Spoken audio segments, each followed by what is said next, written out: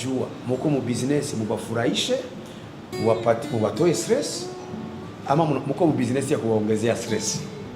Sasa ishwani yako kama ulifanya ahanihe, nimba wakoze ahanihe, iyumvire ibizoca bikurikira mu nyuma yuko utegezwa tena ugire discipline, ubaha abamenyesha makuru, sivyo? Hanyuma ugumuviza rwe uraza honda gukundira ni bake cyane ku myaka yiwawe bagera muri Europe bagaca bibuka ko bategeza gutaha mu gihugu. Umugwi wanje na urongeje visa 10 ans entrée multiple za Canada, twagiyeho kabiri murambaza ibyace bikurikira mumbaza ibyace bikurikira kubera iki byagenze gutyo.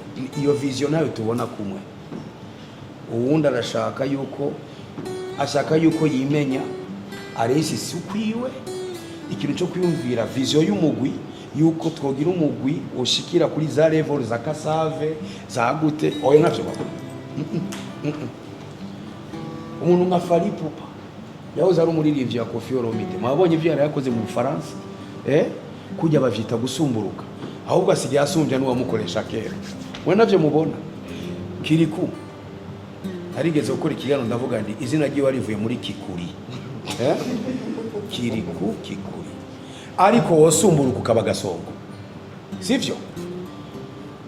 Jewe ndabikubariye, Imana irikira vyumva, bidii yako itafanyaga mtu asikusiwia hata na umoja.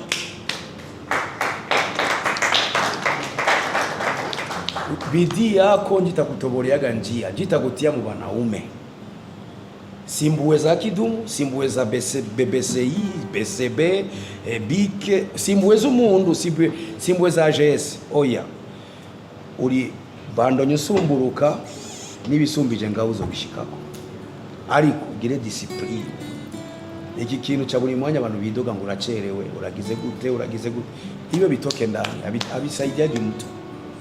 Kandi we nduraruha, si tunaimbaga kila siku peti, wowe yachoka. Buri mwanya dufise amajwi asaragaye kubera ko on chante tous les jours. Fanya bidii, sohora rekugaruka rukwibonemo, rubone kabisa yuko nimba vyarashobose kuri ujya mu yiti Kidoma na jewe vyoshoboka. Wenspira abantu nta kindi je no kubarira, ariko imyidogo igabanuke, ugwiza abakunzi n'ukwiza abasi. Murakoze.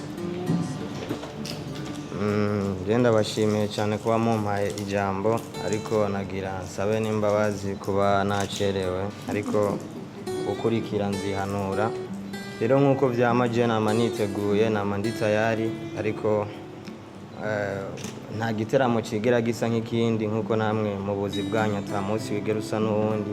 Hariho umunsi ugenda gukora uvuga ati uyu munsi ndagukora nishimye.